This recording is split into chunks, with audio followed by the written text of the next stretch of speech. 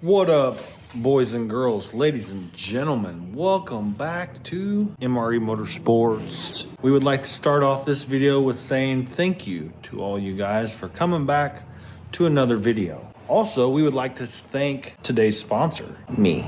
I sponsor all this. You guys help motivate me to sponsor all this. So, yeah, no sponsors today's video. Seems like a lot of people get sponsors these days. I mean, that's wild to me. I don't know that we'll ever do sponsorships. I don't want to try and tell y'all need to buy these pre-made meals and you need to have debt solutions, you know, gambling things. I don't want to deal with all that.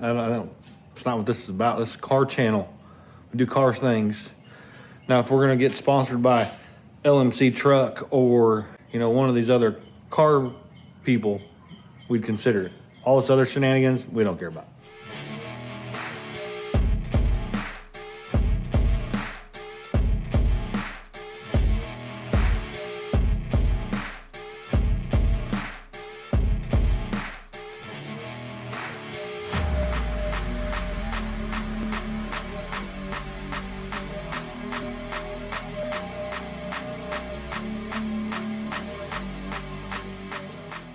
And we are out in the shop messing around with this thing.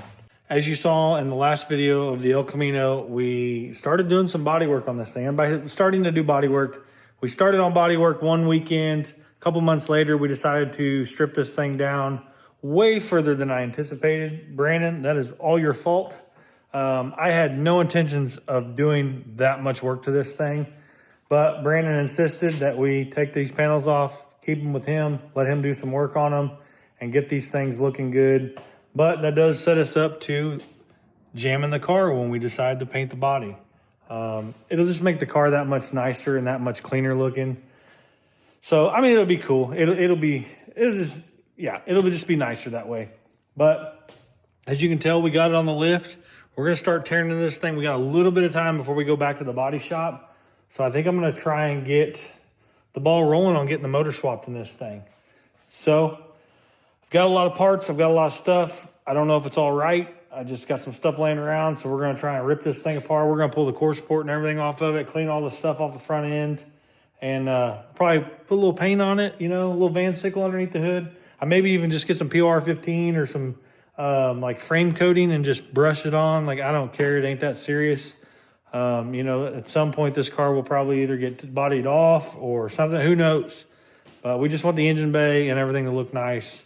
So we'll get into that. But like I said, we're going to drain all the fluids and everything out of this thing, start gutting this thing apart. The good thing is it's basically a truck, so everything can go in the back. So anyways, let's start getting this thing ripped apart.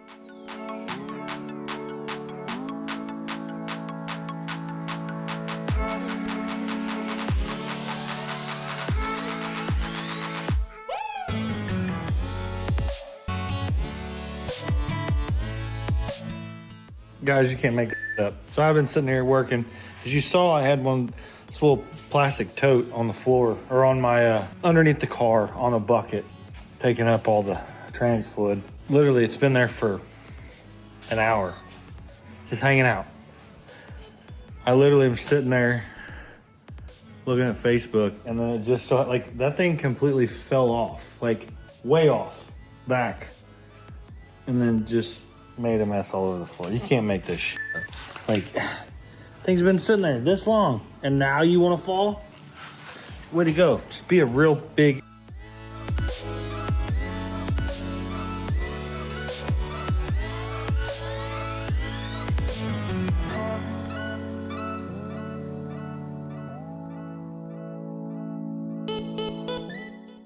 All right, guys, as you saw there, we got the motor out, we got it on the ground. We did go ahead and separate the transmission from the engine because we got to get the transmission cleaned up because it's going to go in here.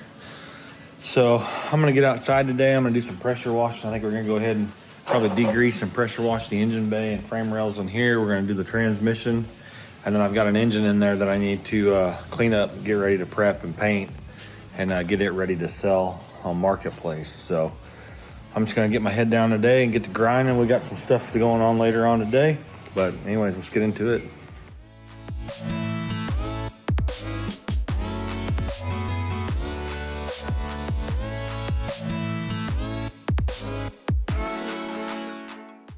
All right, well, we got the engine bay all washed down, got her all cleaned up. It's pretty good. Obviously a little spotty there. We'll probably touch up some of that. There's a lot of black over here, and then you got some of the original color down here. We'll probably just get some, I don't know if we'll do it in black Vansicle or what, but we're probably gonna figure out something to do with the brakes. I don't know if we're gonna keep the vacuum assist brakes or if we'll put manual brakes on it. Figure out that, clean all that up.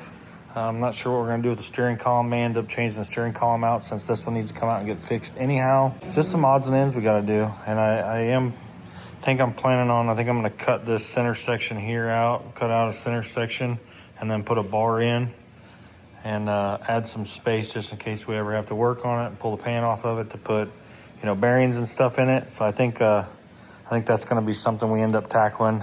I do want to test fit the engine inside this thing, so I'm gonna pull the mounts off and then we'll kind of figure out how everything lands in there and then kind of see what it looks like, and it'll free up some space. But like I said, we got the old motor out.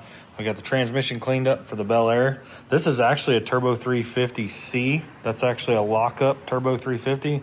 That's why there's a connector right here. That's for the converter lockup.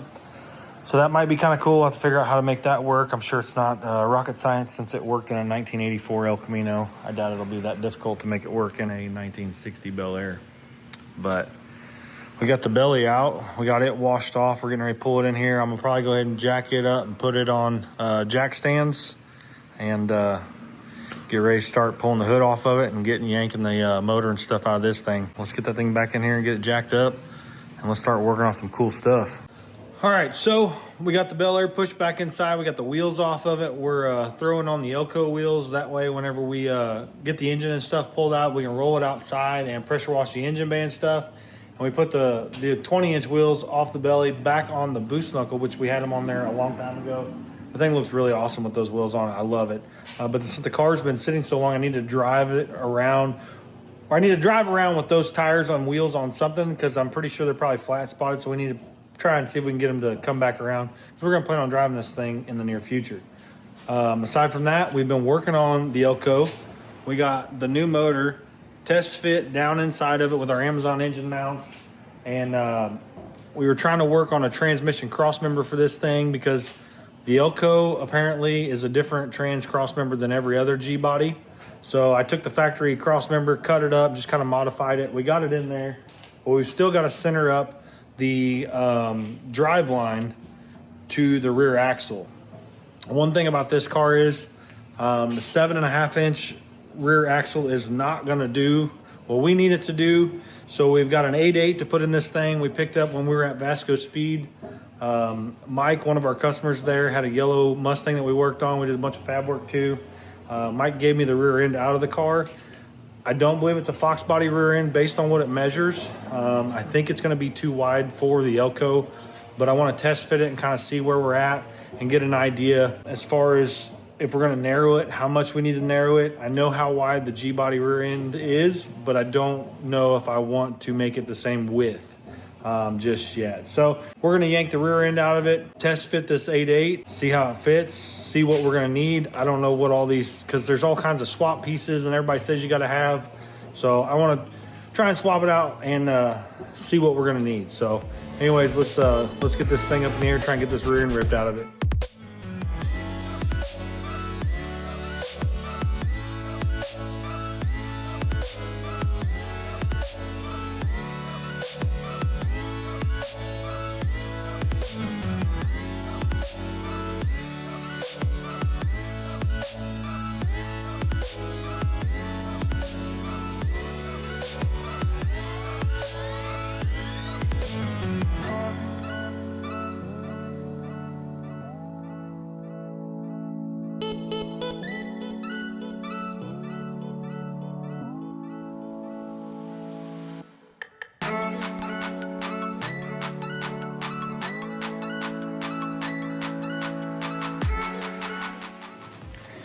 All right, so we've got the rear end kind of sitting up in there. We were able to get the bolts in the lower control arms in the stock location, which was cool. Shock mounts, I think, will work on the 8.8. I think we'll be able to get the shocks to bolt in here. we're probably going to unbolt this little bracket. We probably won't use this. There's actually a hole there where it's bolted through, and we can probably use the factory bolt and put it through there and bolt the shock in that way. The shock does have a little bit of an angle to it, which is what, I mean, that's the way they're supposed to be. So I think we might be able to get away with that, which will be really nice. These shocks, not going back in the car. We're going to figure something out there. But yeah, it's up in there, the disc brakes and stuff. There's a couple brackets that the Mustang had that this won't need, so we're gonna cut them off the rear end. Let's see if I can lower it down here, kind of show you what I'm talking about. You can see it here. Yeah, these brackets here, we're not gonna need those, but they're kind of, if the car decides to squat a bunch, it may smack those into the frame rail there, so we're gonna get those cut off. And uppers, definitely gonna have to have some kind of swap upper arms because the location of the bushings are totally in the wrong spot. These upper bushings actually look like they're in really good shape. I don't know if I'm gonna change those out. A lot of people put spherical ones in it. I don't know if I'm gonna. I may just try and buy some arms and just leave the rubber bushings in it. As far as lower control arms, I probably will buy new ones since these are old and worn out. But we'll come up on those some other time. But like I said, I mainly just wanted to test fit this thing and see kind of how wide it is.